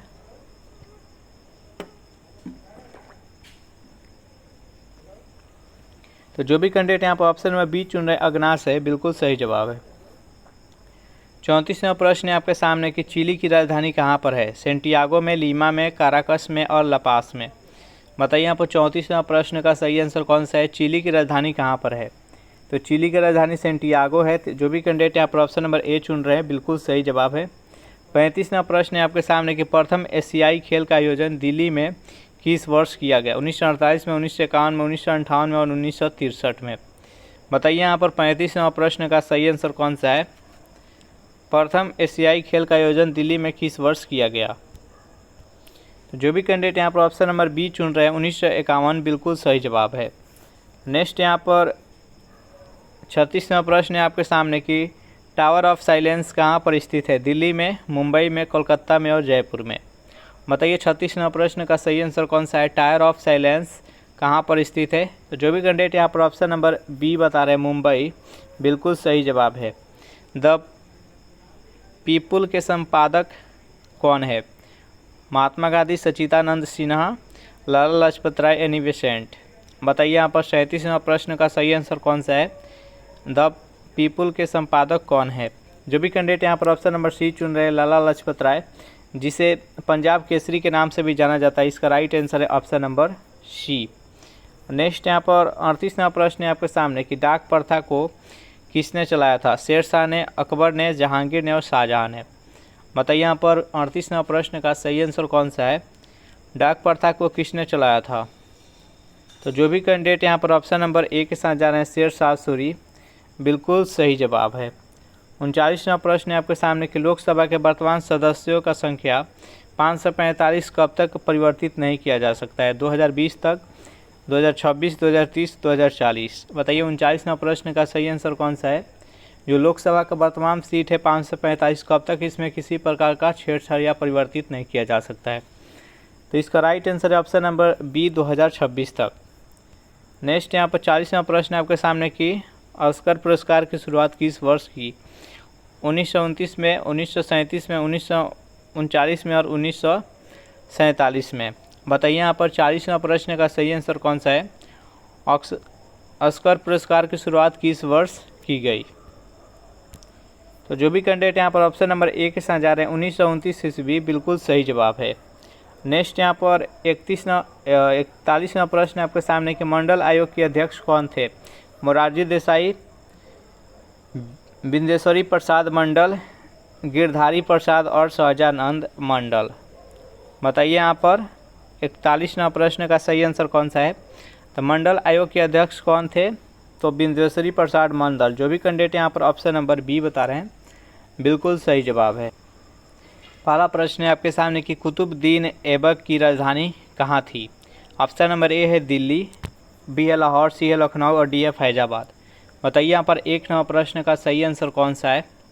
तो कुतुबुद्दीन ऐबक की राजधानी कहाँ थी? जो भी कैंडिडेट यहाँ पर ऑप्शन नंबर बी बता रहे हैं, लाहौर, बिल्कुल सही जवाब है। कुछ इंपॉर्टेंट बात जान लेते हैं। देखिए, कुतुबुद्दीन ऐबक थे जो कि मोहम्मद गौरी का यह एक गुलाम थे, इसलिए 1206 ईस्वी में गुलाम वंश का स्थापना किए और 1210 ईस्वी में चौगान खेलते हुए, जो कि वर्तमान समय में उसको पोलो बोलते हैं, चौगान खेलते हुए इनका मौत हो गया। और ये इनको लाखों के दान करते थे, इसलिए इनको लाख वर्ष की उपाधि मिली थी।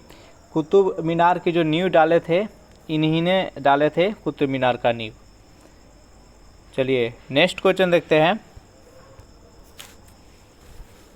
सेकेंड प्रश्न है आपके सामने कि प्रतिनिधित्व के बिना कराधान नहीं किस क्रांति का नारा था? अमेरिकी क्रांति, फ्रांस की क्रांति, रूस की क्रांति, जर्मनी की क्रांति। बताइए यहाँ पर सेकेंड प्रश्न का सही आंसर कौन सा है? तो जो भी कैंडिडेट यहाँ पर ऑप्शन नंबर ए चुन रहे हैं, अमेरिकी क्रांति, बिल्कुल सही जवाब है। थर्ड प्रश्न है आपके सामने कि मानव शरीर का सामान्य तापमान कितना डिग्री फ़ारेनहाइट होता है? बताइए यहाँ पर 3 नंबर प्रश्न का सही आंसर कौन सा है? तो मानव शरीर का सामान्य तापमान फ़ारेनहाइट में कितना होता है? तो 98.6 डिग्री फ़ारेनहाइट। इसका राइट आंसर है ऑप्शन नंबर बी। सेल्सियस में अगर बात करें तो 37 डिग्री सेल्सियस। 4 नंबर प्रश्न है आपके सामने कि गेट की स्थापना किस वर्ष हुई? 1940 में, 1942 में, 1947, 1949। बताइए यहाँ पर 4 नंबर प्रश्न का सही आंसर कौन सा है?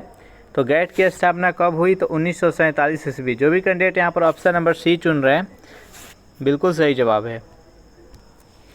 5 नंबर प्रश्न है आपके सामने कि राष्ट्रीय पक्षी दिवस कब मनाया जाता है? 6 सितंबर को, 8 अक्टूबर को, 12 नवंबर को और 16 जनवरी को। बताइए यहाँ पर 5 नंबर प्रश्न का सही आंसर कौन सा है? राष्ट्रीय पक्षी दिवस कब मनाया जाता है?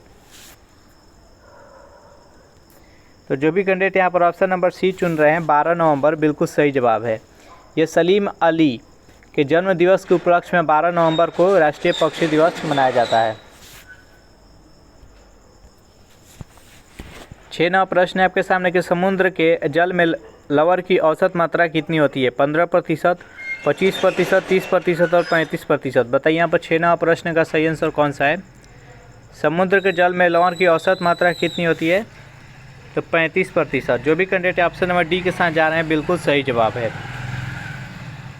नेक्स्ट यहाँ पर 7वां प्रश्न है आपके सामने कि किसी वृक्ष की आयु की गणना किसके द्वारा की जाती है? उसके लंबाई के द्वारा, मोटाई के द्वारा, जड़ों के फैलाव के द्वारा, तने के घेरे द्वारा। बताइए यहाँ पर 7वां प्रश्न का सही आंसर कौन सा है? तो किसी भी वृक्ष के आयु की गणना किसके द्वारा की जाती है? तो उसके तने के घेरे के द्वारा। जो भी कैंडिडेट यहाँ पर ऑप्शन नंबर डी के साथ जा रहे हैं बिल्कुल सही जवाब है। 8वां प्रश्न है आपके सामने कि भारत का सबसे बड़ा उद्यम क्या है? बैंक है, रेलवे है, कर है और कृषि है। बताइए यहाँ पर 8वां प्रश्न का सही आंसर कौन सा है? भारत का सबसे बड़ा उद्यम क्या है? तो जो भी कैंडिडेट यहाँ पर ऑप्शन नंबर बी के साथ जा रहे हैं रेलवे, बिल्कुल सही जवाब है। 9 नंबर प्रश्न है आपके सामने कि राज्य सरकार के विधि सलाहकार कौन होता है?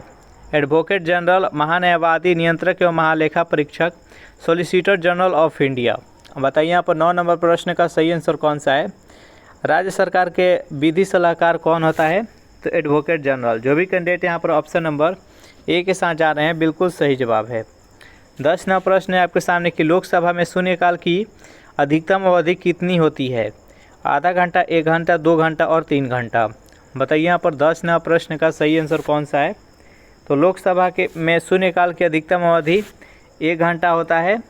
प्रश्नकाल के समाप्ति के बाद 1 घंटा के लिए, यानी अगर समय से हम बात करें तो पहले 12 बजे तक प्रश्न काल होता था, लेकिन अब 1 बजे तक कर दिया गया है। 1 बजे तक प्रश्न काल रहेगा और 1 से 2 जो रहेगा यही इसी के बीच को शून्यकाल कहते हैं। उसके बाद फिर प्रश्न काल शुरू हो जाता है। तो अधिकतम अवधि कितना होता है? 1 घंटा। चलिए नेक्स्ट यहाँ पर 11वां प्रश्न है आपके सामने कि पंचतंत्र किस काल में लिखा गया था? मौर्य काल में, गुलाम काल में, सैयद काल में और गुप्त काल में। बताइए यहाँ पर 11वां प्रश्न का सही आंसर कौन सा है? तो पंचतंत्र के रचयिता कौन है? तो विष्णु शर्मा। और 21 काल में इसको लिखे थे? तो मौर्य काल में, चंद्रगुप्त मौर्य के शासन काल में। तो जो भी कैंडिडेट यहाँ पर ऑप्शन नंबर ए के साथ जा रहे हैं बिल्कुल सही जवाब है। नेक्स्ट यहाँ पर 12वां प्रश्न है आपके सामने कि लोक के हितवादी के नाम से किसको जाना जाता है? गोपाल हरि देशमुख को, वीर सावरकर को, गोपाल कृष्ण गोखले को और दयानंद सरस्वती को। बताइए यहाँ पर 12वां प्रश्न का सही आंसर कौन सा है? लोक हितवादी के नाम से किसको जाना जाता है? तो जो भी कैंडिडेट यहाँ पर ऑप्शन नंबर ए बता रहे हैं गोपाल हरि देशमुख, बिल्कुल सही जवाब है।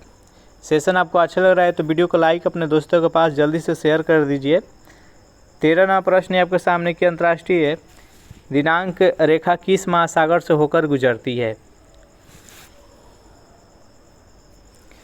ऑप्शन नंबर ए है हिंद महासागर, बी है प्रशांत महासागर, सी है अटलांटिक महासागर और डी है आर्कटिक महासागर। बताइए यहाँ पर 13वां प्रश्न का सही आंसर कौन सा है? अंतर्राष्ट्रीय तिथि रेखा किस महासागर से होकर गुजरती है? तो ये प्रशांत महासागर से। जो भी कैंडिडेट यहाँ पर ऑप्शन नंबर बी चुन रहे हैं बिल्कुल सही जवाब है। 14वां प्रश्न है आपके सामने कि शरीर की रक्षक कोशिका किसे कहा जाता है? हीमोग्लोबिन को, ब्लड प्लेटलेट्स को, आरबीसी को और डब्ल्यूबीसी को। बताइए यहाँ पर 14वां प्रश्न का सही आंसर कौन सा है?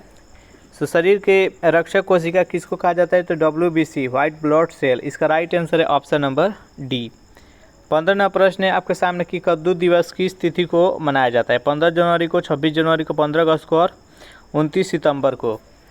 यहाँ पर सितंबर नहीं, यहाँ पर अक्टूबर होगा। तो कद्दू दिवस को मनाया जाता है तो 29 अक्टूबर को। इसका right answer option number D. 16वां प्रश्न है आपके सामने कि एलिफेंटा दर्रा किस देश में स्थित है? भारत में, चीन में, श्रीलंका में और इंडोनेशिया में। बताइए यहाँ पर 16वां प्रश्न का सही आंसर कौन सा है? एलिफेंटा दर्रा किस देश में स्थित है? तो जो भी कैंडिडेट यहाँ पर ऑप्शन नंबर सी चुन रहे हैं श्रीलंका, बिल्कुल सही जवाब है। अगर इस प्रैक्टिस सेट का आपको पीडीएफ चाहिए तो उसके लिए टेलीग्राम ग्रुप बना दिया, जिसका लिंक इसी वीडियो के नीचे डिस्क्रिप्शन में मिल जाएगा। वहाँ से ज्वाइन करके इसका पीडीएफ डाउनलोड कर सकते हैं। 17वां प्रश्न है आपके सामने कि भारतीय रिजर्व बैंक का मुख्यालय कहाँ है? यानी आरबीआई के यहाँ पर मुख्यालय बताना है। नई दिल्ली, मुंबई, कोलकाता और हैदराबाद। बताइए 17 नंबर प्रश्न का सही आंसर कौन सा है? तो भारतीय रिजर्व बैंक का मुख्यालय कहाँ पर है? तो मुंबई में है। जो भी कैंडिडेट यहाँ पर ऑप्शन नंबर बी चुन रहे हैं बिल्कुल सही जवाब है। 18वां प्रश्न है आपके सामने कि भारतीय विदेश व्यापार संगठन कहाँ पर स्थित है? नई दिल्ली में, मुंबई में, चेन्नई में और कोलकाता में। बताइए यहाँ पर 18वां प्रश्न का सही आंसर कौन सा है? भारतीय विदेश व्यापार संगठन कहाँ पर स्थित है? तो यह नई दिल्ली में स्थित है। जो भी कैंडिडेट यहाँ पर ऑप्शन नंबर ए चुन रहे हैं बिल्कुल सही जवाब है। यूर्ट किस प्रजाति का घर है? सेमांग का, पिग्मी का, खिरगिज का और बुशमैन का। बताइए यहाँ पर 19वां प्रश्न का सही आंसर कौन सा है? तो जो भी कैंडिडेट यहाँ पर ऑप्शन नंबर सी के साथ जा रहे हैं खिरगिज, बिल्कुल सही जवाब है। 20वां प्रश्न है आपके सामने, सुब्रतो कप का संबंध किस खेल से है? क्रिकेट से, हॉकी से, बैडमिंटन से और फुटबॉल से। बताइए यहाँ पर 20वां प्रश्न का सही आंसर कौन सा है?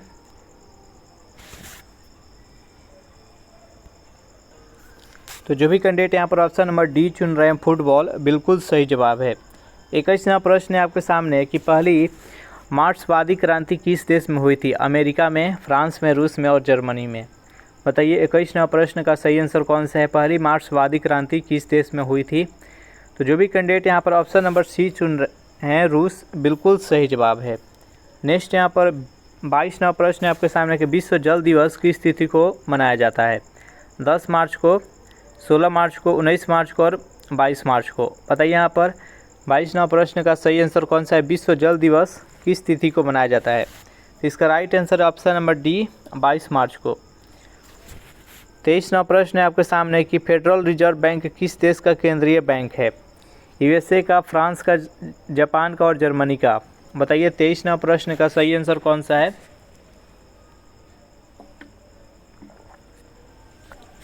फेडरल रिजर्व बैंक किस देश का केंद्रीय बैंक है? तो ये यूएसए यानी अमेरिका का। इसका राइट आंसर है ऑप्शन नंबर ए।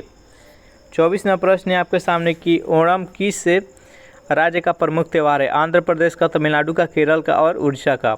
बताइए 24वां प्रश्न का सही आंसर कौन सा है? तो ओणम एक किस राज्य का प्रमुख त्यौहार है? तो यह केरल का है। जो भी कैंडिडेट यहाँ पर ऑप्शन नंबर सी चुन रहे हैं बिल्कुल सही जवाब है। 25वां प्रश्न है आपके सामने कि भारत में अंग्रेजी शिक्षा की शुरुआत किसने की थी? मैकाले ने, चार्ल्स ग्रांट ने, लॉर्ड क्लाइव ने और वारेन हेस्टिंग्स ने। बताइए यहाँ पर 25वां प्रश्न का सही आंसर कौन सा है? तो भारत में अंग्रेजी शिक्षा की शुरुआत किसने की थी? तो लॉर्ड मैकाले ने। जो भी कैंडिडेट यहाँ पर ऑप्शन नंबर ए चुन रहे हैं बिल्कुल सही जवाब है। 26वां प्रश्न है आपके सामने कि सबसे अधिक शंकुधारी वन किस राज्य में पाया जाता है? उत्तराखंड में, हिमाचल प्रदेश में, जम्मू कश्मीर और उत्तर प्रदेश में। बताइए 26वां प्रश्न का सही आंसर कौन सा है? तो सबसे अधिक शंकुधारी वन किस राज्य में पाया जाता है? तो जम्मू कश्मीर में। जो भी कैंडिडेट यहाँ पर ऑप्शन नंबर सी चुन रहे हैं बिल्कुल सही जवाब है। नेक्स्ट क्वेश्चन देखते हैं।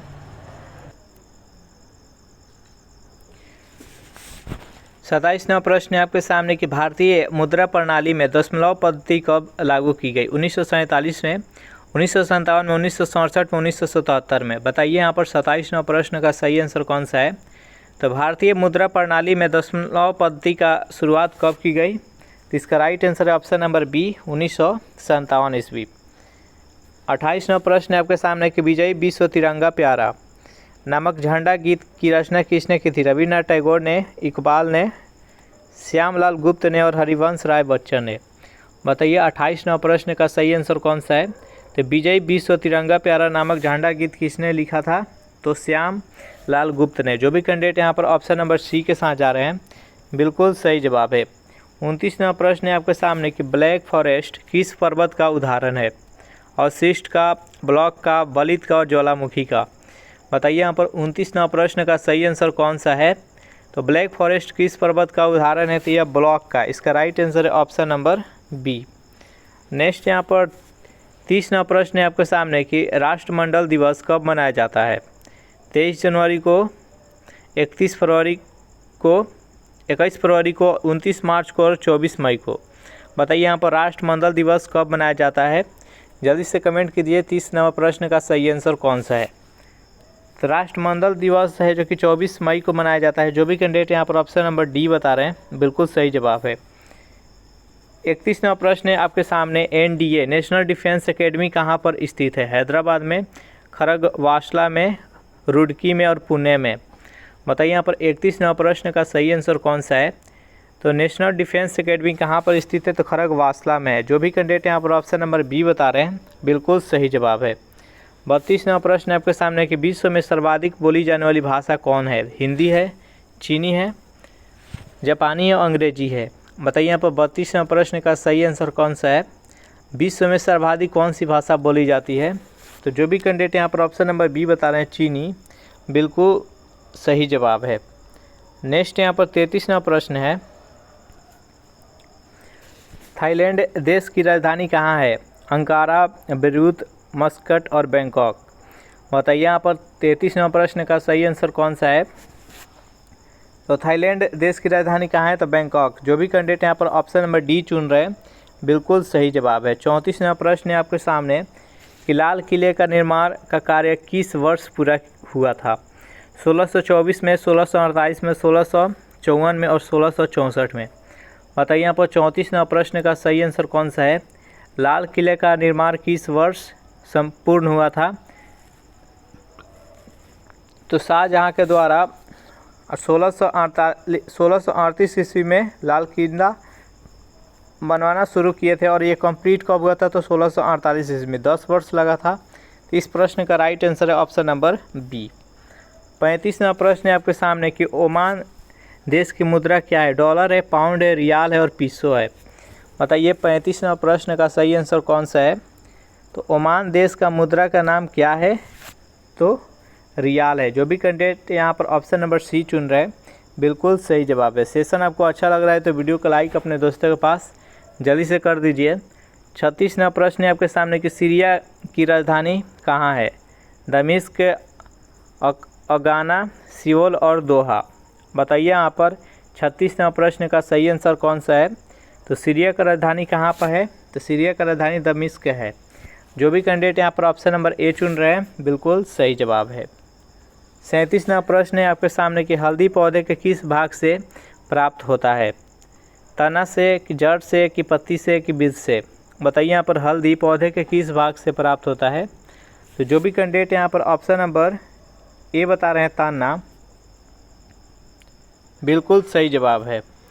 38वां प्रश्न है आपके सामने कि तरंग दैर्घ्य का मात्रक क्या है? Weber, lumen, angstrom. बताइए यहाँ पर 38वां प्रश्न का सही आंसर कौन सा है? तरंग दैर्घ्य का ऐसा ही मात्रक आपको बताना है। जो भी कैंडिडेट यहाँ पर ऑप्शन नंबर डी चुन रहे हैं एंगस्ट्रॉम, बिल्कुल सही जवाब है। 39वां प्रश्न है आपके सामने कि ऋतु संहार के लेखक कौन है? वेद व्यास, कालिदास, कबीरदास, आचार्य विनोबा भावे। बताइए 39वां प्रश्न का सही आंसर कौन सा है? ऋतु संहार के लेखक कौन है? तो जो भी कैंडिडेट यहाँ पर ऑप्शन नंबर बी बता रहे हैं कालिदास, बिल्कुल सही जवाब है। 40वां प्रश्न है आपके सामने कि NH6 नेशनल हाईवे 6 से कहाँ तक फैला है? मुंबई से कोलकाता, चेन्नई से कोलकाता, चेन्नई से मुंबई, आगरा से मुंबई। बताइए यहाँ पर 40वां प्रश्न का सही आंसर कौन सा है? तो नेशनल हाईवे 6 कहाँ से कहाँ तक है? तो मुंबई से कोलकाता तक है। इस प्रश्न का राइट आंसर है ऑप्शन नंबर ए।